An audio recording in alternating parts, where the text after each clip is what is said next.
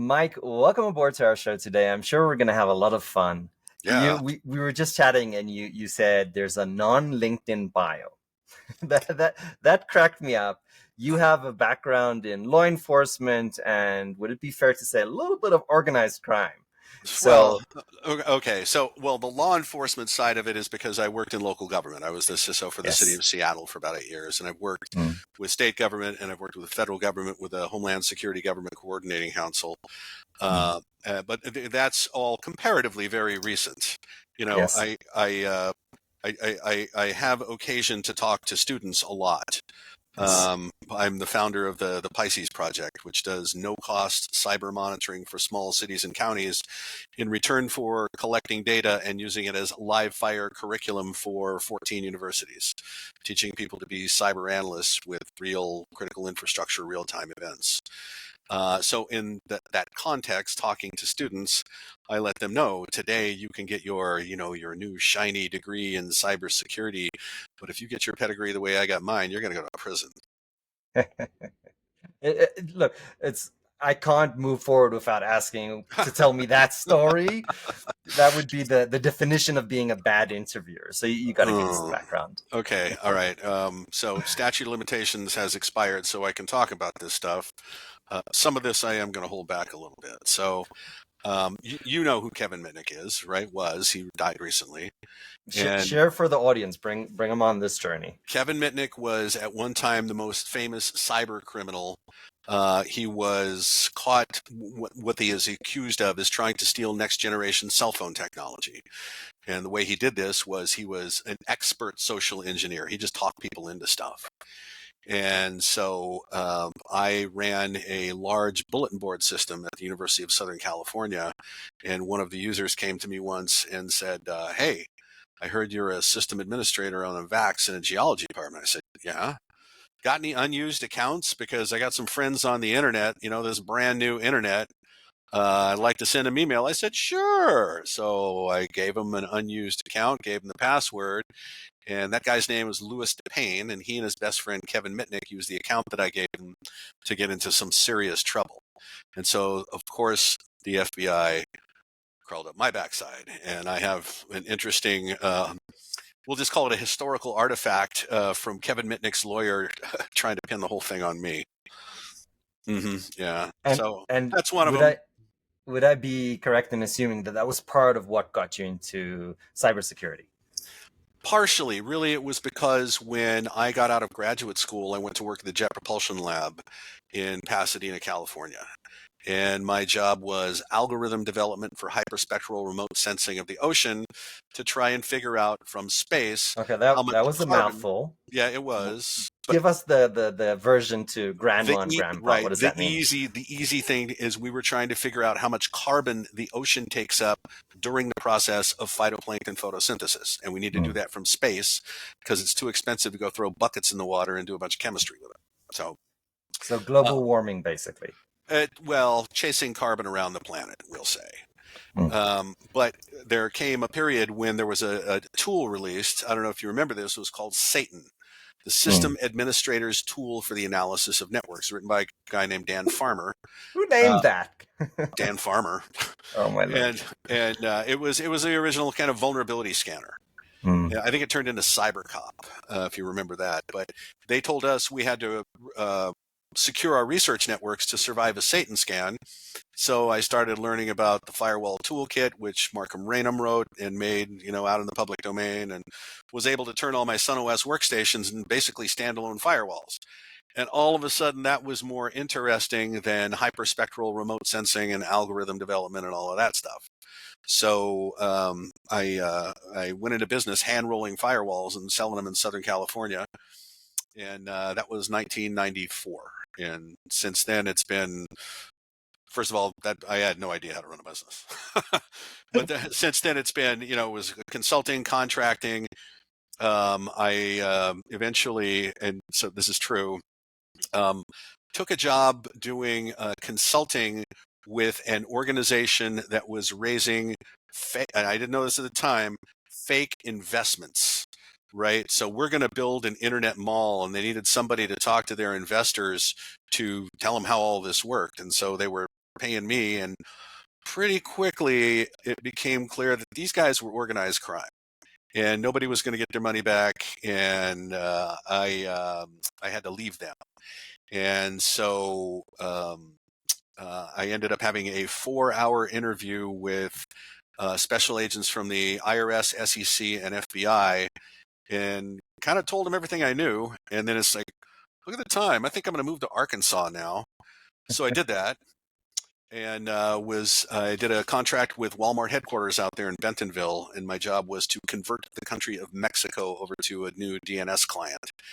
And I got picked up by a startup when I was there, and they said, well, we'll relocate you to these 7 places on the East Coast or Seattle. Like, I'll take Seattle. So I showed up in Seattle, and my wife and I got an apartment, then another apartment, and then we moved into a house in Kitsap County. 3 days into the house, FBI, hi, we'd like you to testify against these guys. I don't really want to do that. Can So you that say no was, to the FBI? Is that a I did. thing? Yes, I did. They could have compelled me. They did not. Hmm. So that was, I mean, there's a lot of experiences back there that give me perspective from, let's just say, the bad guys side of things. I don't do those things anymore. Now I start companies and nonprofits and play drums in 3 bands. Mike, what a incredible journey and background to your story. I, I want to ask you, when companies, individuals are thinking about their cybersecurity, what in your opinion is the biggest risk that they're really facing? So that's a good question, Ari. It's really 3 things that are the most prevalent, and I say this because for the last almost 20 years I've been putting out a daily news blast. Right here, the trends, the events that you need to pay attention to, and 3 things have really come up to the top. So social engineering is always going to be a problem, right? There's no firewall for stupid. Right, you're going to be able to trick people into doing stuff. That's just human nature. We have cognitive biases that help these people, right? The authority bias. Ooh, it came from the CEO, right? Second one is credential misuse. So credential stuffing, password guessing, using credentials that have been located in other dumps and finding out you used the same password in 2 places. And there's a whole lot of that going on, especially with the remote access methods that we make available to our employees. And then the third one, which has really started to suck all the air out of the room, is vulnerability management and vulnerability exploits. So today, when a vulnerability is announced, made public, and a patch is released, teams of criminals and nation states all go to work reverse engineering the patch to figure out what it fixes so that they can develop an exploit to break that thing and own that computer. Simultaneously, scanning of the internet looking for vulnerable systems starts within 15 minutes now of that announcement being made. So it's those 3 things.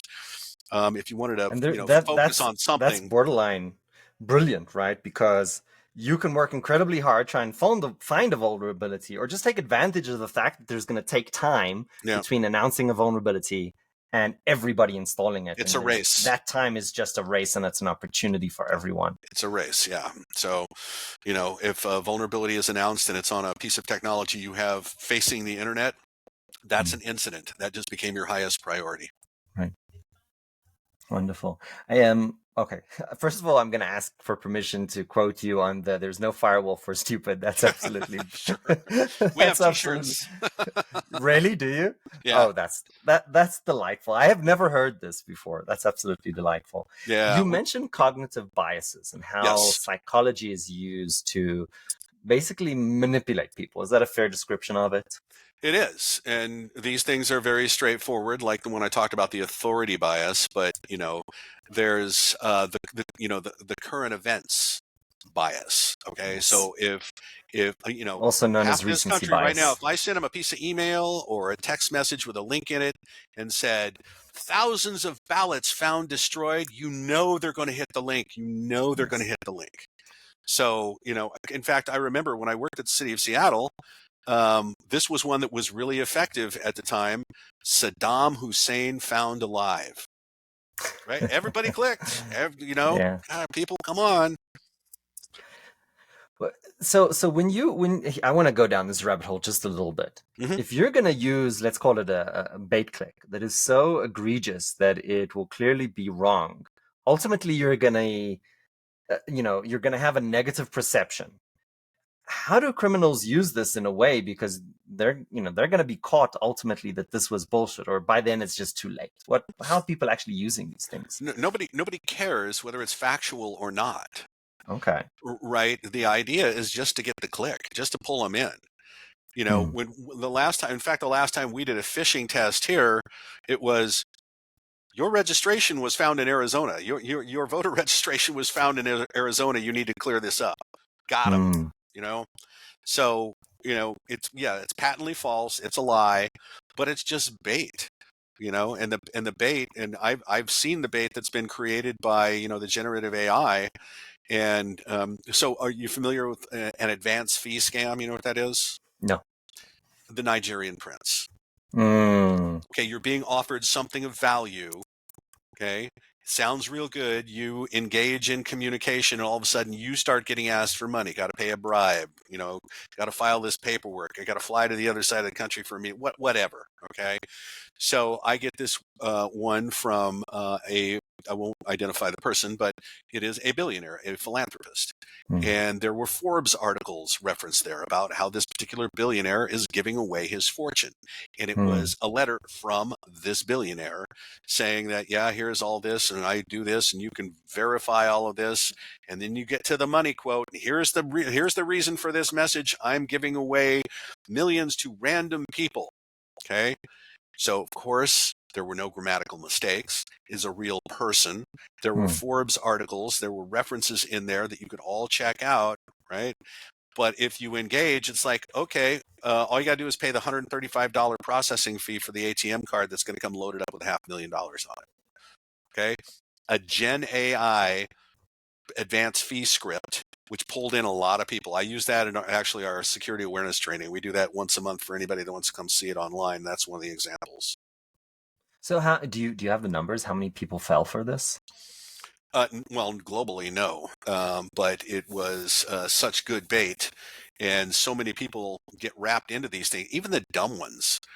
I'm a soldier in Syria with a barrel of money that I want to get back in the United States, or I'm an old lady dying of cancer and want to give away all my remaining fortune, and I need somebody to help me do that, or I'm trying to move a pallet of gold from Thailand to China, and I need someone with your logistical expertise.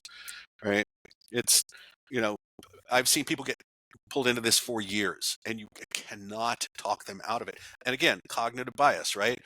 Who wants to admit I have been a dumbass this whole time? Right. I mean, they're just not going to. So they're going to stay with this right to the very end, right? Until just painfully they realize what's going on. And I've seen that pain. That's really interesting. This isn't a topic that we kind of talk about too much, is the experience that those individuals go through. Do you have a story that you can share that what this felt and looked like from the perspective of the person who went through, who got scammed? So I can tell you there was a person who was interested in investing into my company. Hmm. And he sounded very sure of himself. He was known to be wealthy. I knew people that know him and vouched for him. And we were talking. Things were delayed, didn't understand what was going on. And finally, he said, I'm helping to move a pallet of gold from Thailand to China. And all became clear. And so we all swarmed and we tried to talk him out of this, right? Knowing that he was not going to invest in the business, right? But let's save this guy. Yeah. And it was impossible to talk him out of it, right? And you can't get derogatory about something like that. You have to just Right. say, look, I mean, here's this pattern. I've seen this over and over and over. And, it's, he probably ended up borrowing money to try and, keep this thing afloat until, he was ultimately going to get his payout. And, I don't know how that ended up for him, but he was so sure of himself. I have another relative who got caught up in something like this, and they ended up using other people's credit cards to continue Mhm. to pay these perpetrators, right? And so it gets really deep. They are so convinced that there's an outcome here, right? Regardless of the fact that they have no skills that these people actually need. How were you selected out of the blue? Why did some internet rando send me this? Nobody asks themselves those questions. Is there an easy technique where you can just help yourself avoid these kind of scams? What would you advise to our listeners that may come across this? Yeah, well, there's some easy things to do. So, for example, you ever try to call somebody Gen Z on telephone? They don't answer. They do not answer. Okay. Hmm. Good on you, right? If something comes and you did not expect it, whether that's social media, whether it's text message, email, phone call, if you didn't expect it, you don't recognize who it is that's trying to get a hold of you, ignore it. Just ignore it. That's the best way. But for businesses, I'll say this. Um, again, when I was at City of Seattle working for the public sector, we took a lot of measurements. Hmm. And we could prove at the time, and this has since been borne out in other research, 40% of the compromised assets at the city were due to the use of personal email. Right? So here's Outlook. It's all cleaned up. We paid a lot of money. No links, no Right. attachments. Everything's Right. cool. Right next to it is a web browser opened up For Gmail. Bubba's email service. All right, with no controls at all. What good did it do to spend all that money? None. Right. Okay. So a policy of personal use on a personal device drives 40% of the problem off a cliff, right? Gmail lives here. Facebook lives here, not on your work computer, right? It's okay to melt your phone, but don't do it to a water utility or a hospital. Right. Right. Absolutely. You talked about vulnerability management and you alluded to the fact that it's a hot topic right now. Um, what does that mean? What's vulnerability management and Sure. how do we even approach dealing with this? Sure. Okay. I'll give you an example. So a long time ago, because I'm OG, a program called SendMail. I love that, by the way.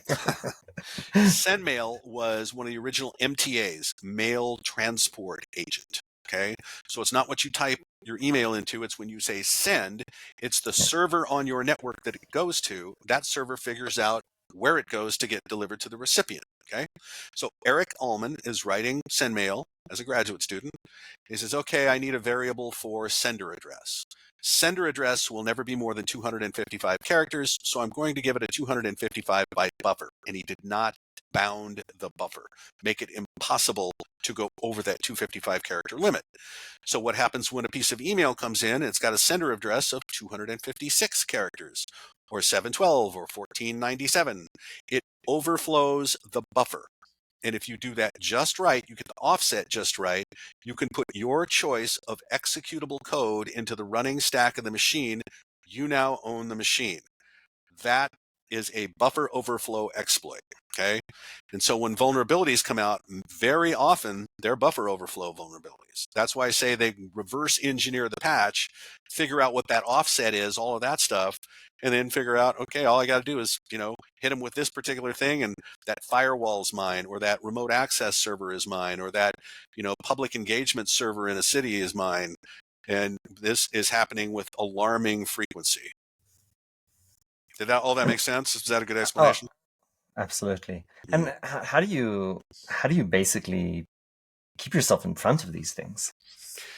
Well, there are a number of ways that a number of tools that you use to scan for vulnerabilities. Everybody knows about Nessus and OpenVAS. I mean, there's a whole bunch of these. But what you do with that information is important then, because you need to prioritize.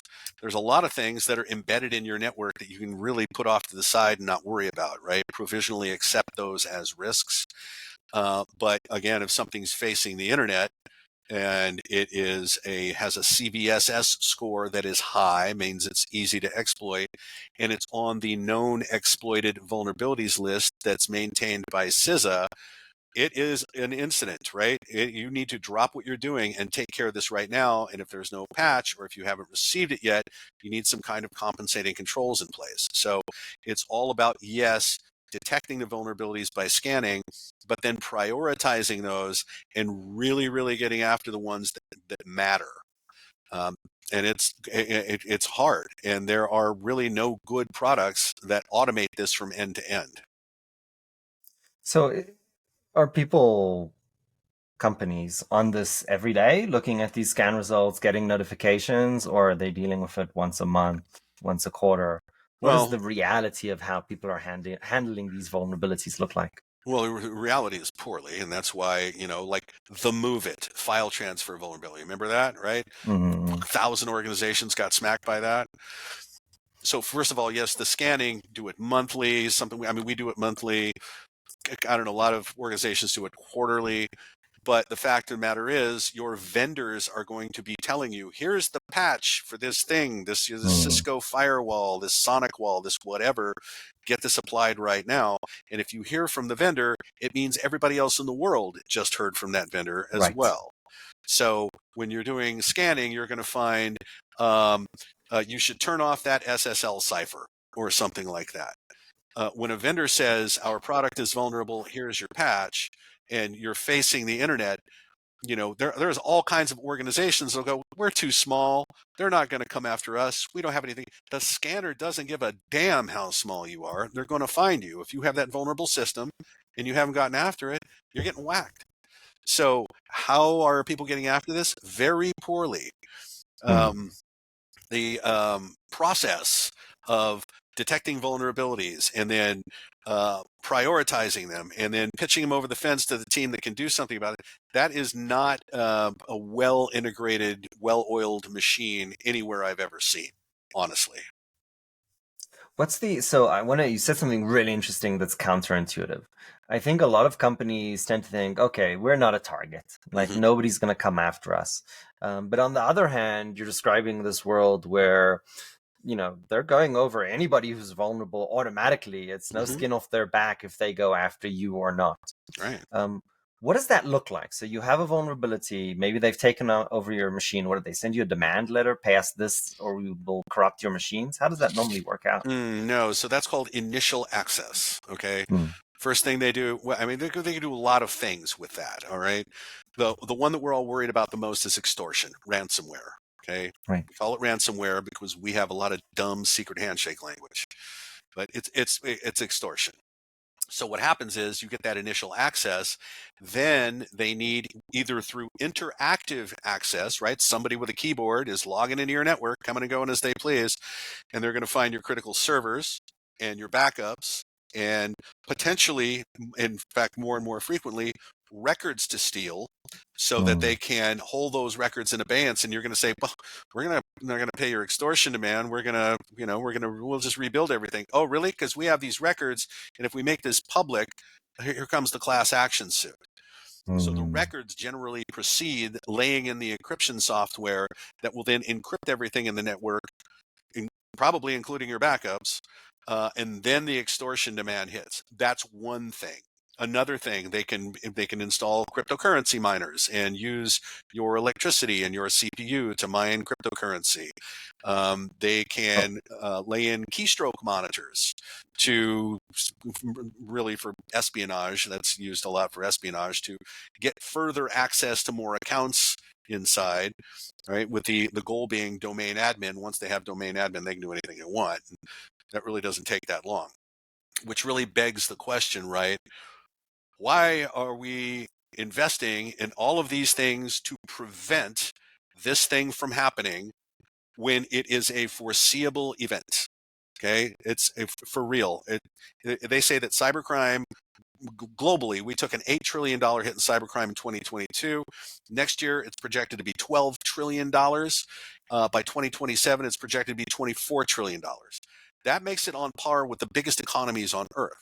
And right. you, little corporation, are not going to go glove to glove with a country sized economy and win.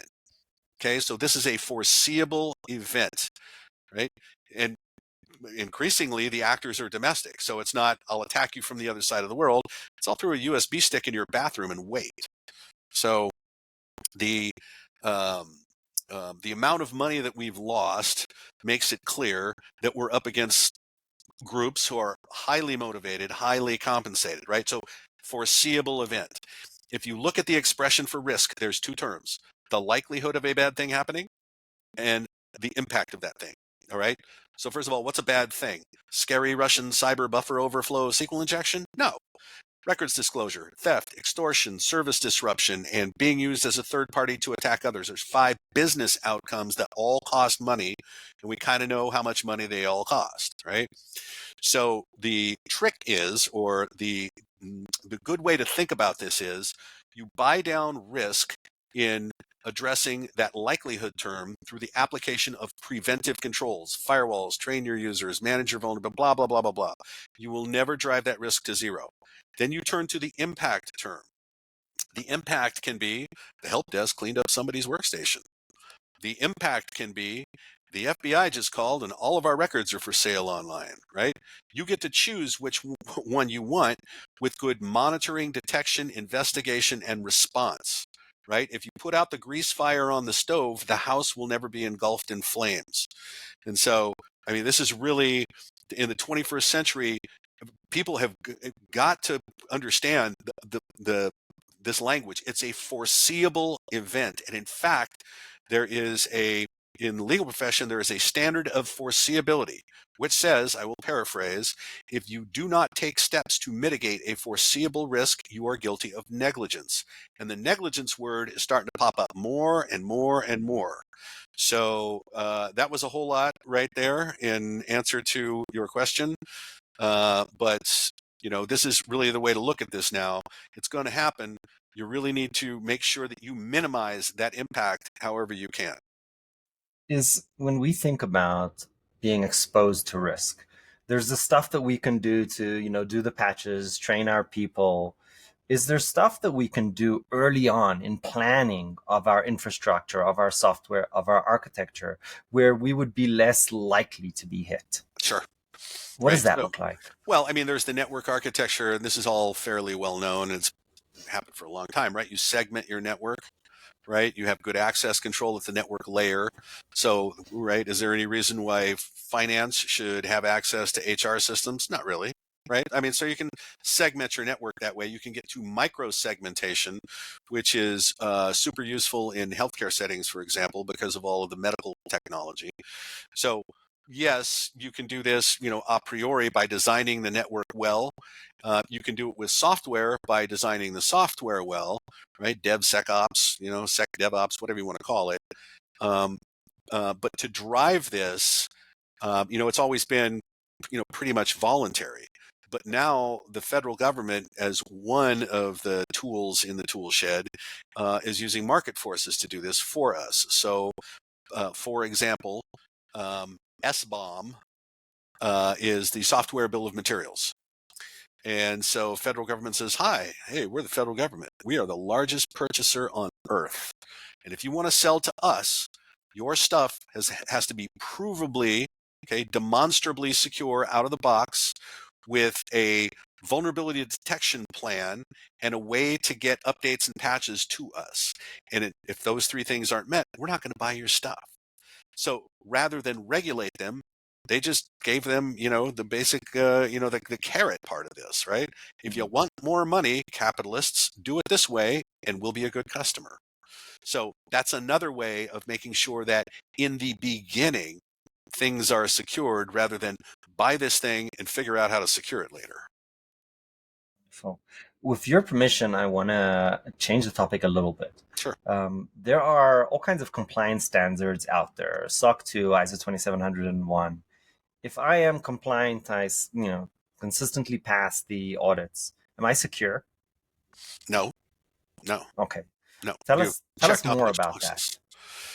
Well, again, with something that is foreseeable as this, you can put all the controls in place that you want, but it does not mean somebody's going to somebody won't pick up a USB stick in a parking lot and shove it into a machine to figure out who owns it.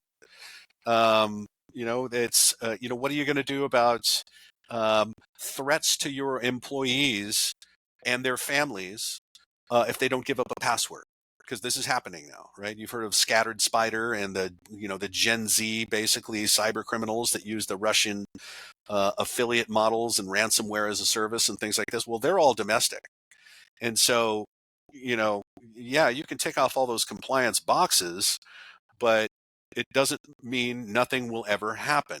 What it means is you've differentiated yourself enough and you have security papers to show that tell your business associates, your partners, your customers that you're safe to do business with, to the extent that we've been able to define what safe is. So, again, with federal government doing this, right? The CMMC, Cybersecurity Maturity Model Certification. If you want to do business with a company that does business with a company that does business with the DoD, you have to comply at the same level the company doing business with the DoD does, because they want that all the way back to supply chain. They want to secure all the way back. And so we're not really talking about the Lockheeds of the world, although we are.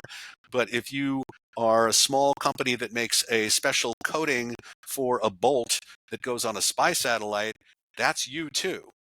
So, again, using the power of the purse to do this, because if you don't comply, if you can't show those security papers, your certification and your level of compliance, you can't even bid on a federal contract. So, no, you will never be secure, but it's a way of demonstrating due care and the fact that you've implemented a standard of practice. Right. And I'll note that 17553 is way more compliant than, way more expansive than SOC and ISO. That's a very detailed spec with, I think, over 300 controls, if I'm not mistaken. It's Yeah, quite an yeah. undertaking. So make sure you understand the difference between regulatory requirements and standard of practice, Mm, because NIST 800-53 is not regulatory for anyone but federal agencies. Okay, the ISO standard is completely voluntary. Okay? yes. It's only if you want to hold the thing up and say, "Hey, we're better than anybody else. We're ISO certified." The SOC 2, better known as SSAE 18, is also voluntary, and you get to pick your own scope. Right. So it's only the protection of customer data we're talking about, and not our finance systems and not all these other things over there. So, the ones that are really regulatory in nature, payment card industry data security standard, the criminal justice information services standard, right, for law enforcement, the NERC critical infrastructure protection standards for energy generation, right? Those are really regulatory, and auditors really come after those. The others are voluntary, and they're excellent papers to show, right? We are secure, and we can prove that because all these controls are in place, but they're not going to get audited against those. So it's kind of quite a frustrating perspective, right? We have this arms race, and tell me if you disagree with this. We have this arms race of the security companies, the consultants, everybody who's working to protect us, versus this arms race on the other side of people Mm-hmm. trying to hack us, which is organized crime, foreign countries, all kinds of players. Is there anything that we can do to get a leg up? Is there some kind of missing standard? Is there a missing regulation? Is there something that we can do to basically somewhat win this competition, this race? Yeah, so the answer is yes, but it's not going to be through any further regulatory oversight, and it's not going to really be through market forces either. It's going to be through public policy at the federal level in cooperation with our allies and other countries in the world. So when the time comes that we start to treat our logical border as any other border, okay, China has the Great Firewall of China, right? They watch every packet that goes in and out. They know if somebody's saying they don't like, they're really good at this. Well, can we do Did you this? hear Well, about the social score? yeah, well, exactly. Right? China throws an immense amount of computing power at things. In fact, Right. we should probably loop back on that because it has relevance to the election coming up here. But if China can do the Great Firewall of China, why can't we implement an entry-exit point for packets coming in the United States, then enforce a standard of behavior on this side? Make countries in the world agree to this, which is probably the hardest part. The technical part's probably doable easily, such that if there are violations of that standard of behavior, we start to incrementally, ramp up the sanctions, the penalties, whatever you want to call them, up to and including, we'll lock your country out of ours. And so everybody will say, well, then Russian criminals will just use Switzerland as their jump off point. What are you going to do about that? We can do attribution. We know where stuff started. In fact, FBI is particularly good at that. And so, look, Russia, we know it's coming from you, so we're locking your banks out. And then Russia's bankers go stand on the desk of the president and go scream at him and say, make the criming stop because we can't do business. Right? Until we get to there, yeah, it's going to be, it's like every organization for yourself. And now, we're, we're doing this so poorly. Think about healthcare already on the ropes, right? Margins are nearly nothing. Okay, they can't find people that want to work there because everybody got yelled at so badly during COVID. They just say, "Well, I don't want to work in this place anymore." They're already on the ropes. Then they get hit with ransomware, extortion, okay, records disclosure. All right, and right after that comes a class action suit. We're suing our hospitals out of business because of laws we put in place. All right, we are doing it wrong. And now you know why they don't let me make public policy anymore. I mean, it's an incredibly interesting concept, right? This idea of we have physical borders. We want to make sure that, we have non-criminals that come through our physical borders, but we also have digital borders. So that how even that as an analogy is an incredibly interesting thought of train. Is there any work being done in this direction today that you were aware of? That's a great question. I have heard one mention in Congress, and that was the Republican chair of, I believe it was the Homeland Security Committee in the House of Representatives. And it was one utterance, one time. We should be treating our digital border as any other border. And then nothing since. So, I would have to say, no, nothing is going on around this. Although it's interesting because security agencies consider this digital threat to be one of the top and most dangerous threats. In fact, Obama even made a movie about it, where basically, all the technology in America stopped working. Pretty good movie, by the way. So one would think that this would be higher on our agenda. It would, and one has to ask, when do the losses, get to be so high that we're going to start to get sideways with a problem here instead of, the increment. Well, we'll just give you new regulatory. Well, and here's some grant money that'll pay for something for 3 years, but then you got to pay for it, for the rest of time. These are just little chips out of a very big boulder. And really, to get that boulder split in half, it's going to take federal policy with some teeth behind it, and getting a lot of countries to the table to agree on what those standards of behavior are going to be. Mike, what an absolute delight. So many thought-provoking topics that you brought up today. I want to ask you one last question. Mm-hmm. A lot of our audience are, young professionals looking for their next step in their career. What advice would you give based on your experience? Don't get your pedigree the way I got mine. So there's that. But I would say that if you are going to school to learn cybersecurity, get as much hands-on with data as you can. Right? The book reading and the test taking is not doing it. The federal government, I talk a lot about the federal government because I really monitor what's going on here. They've always had a program, not always, but they've had a program called Scholarship for Service. Okay, they would pay for your 4-year degree for you to go work for the federal government for a while. Even the federal government realizes the qualifications we're requiring for entry-level practitioners are really bad. Right? We need an entry-level analyst with 5 years of experience in a CISSP. It's not going to happen. Okay. In addition, I would say that the 4-year degree programs teach you a little teeny bit about all of these different moving parts.